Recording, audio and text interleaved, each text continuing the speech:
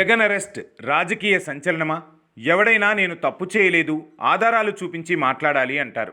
కానీ కొన్ని లక్షల కోట్లు కొట్టేసిన జగన్, కొన్ని వేల కోట్లు ఈడీ అటాచ్ చేసిన ఆస్తుల యజమానిగా ఉన్న జగన్, అదీ కాక 151 సీట్లతో 2019లో ముఖ్యమంత్రిగా చక్రం తిప్పిన జగన్ త్వరలో అరెస్టు కాబోతున్నారా? ఆ విషయం ఆయనే చెప్పకనే చెప్పారా? అసలు జగన్ ఎందుకు అరెస్టు కాబోతున్నాడు? ఏం తప్పు చేశాడని ఆయన్ని అరెస్టు చేస్తుంది ఈ కూటమి సర్కార్? లక్షల కోట్ల అవినీతి చేశాడు అన్న ఆరోపణలక? ఆ చేసే ఉంటాడు, ఆ మాత్రం దానికే ఉరిశిక్ష వేసేస్తారా? పోనీ ఇసుకలో జరిగిన కుంభకోణాలక? ఆ జరిగే ఉండవచ్చు. అధికారంలో ఉన్నప్పుడు ఆ మాత్రం సంపాదించుకునే అవకాశం లేకపోతే అంత కష్టపడి అధికారం తెచ్చుకోవడం ఎందుకు?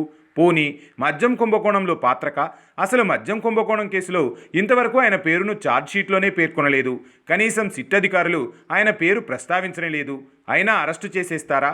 అంటే ఇక్కడ అరెస్టు చేస్తామని ఎవ్వరూ అనలేదు.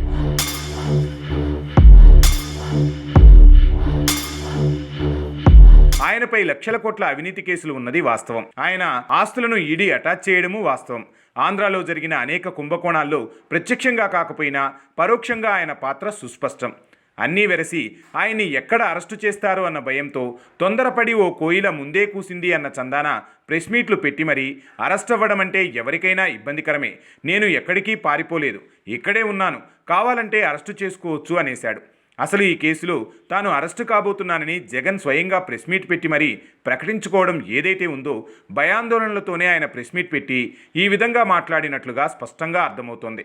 అయితే ఇక్కడ ఇంకో విషయం ఏంటంటే, పైకి ప్రగల్భాలు, క్యాడర్ని రెచ్చగొడుతూ తన కోసం జైలుకైనా వెళ్లమని ఊకదంపుడు ఉపన్యాసాలు ఇచ్చే జగన్ పాపం అరెస్ట్ అవ్వడం అంటే ఎవరికైనా ఇబ్బందికరమే అన్న కాడికి వచ్చాడు అంటేనే అర్థమవుతుంది తనను నమ్మిన వారిని బలిపశువుల్ని చేస్తున్నాడు అని. ఏది ఏమైనా చేసిన తప్పులకు ఎప్పటికైనా జైలుకు పోవాల్సిందే జగన్. రేపు అరెస్ట్ అయిన తర్వాత తనని కూటమి ప్రభుత్వం రాజకీయ కక్షతోనే అరెస్టు చేసిందని ప్రజలను నమ్మించవచ్చని అనుకున్నా, ఇక్కడ ఆ పిచ్చి మాటలు నమ్మడానికి ప్రజలు ఎవరూ సిద్ధంగా లేరు అన్నది మాత్రం వాస్తవం.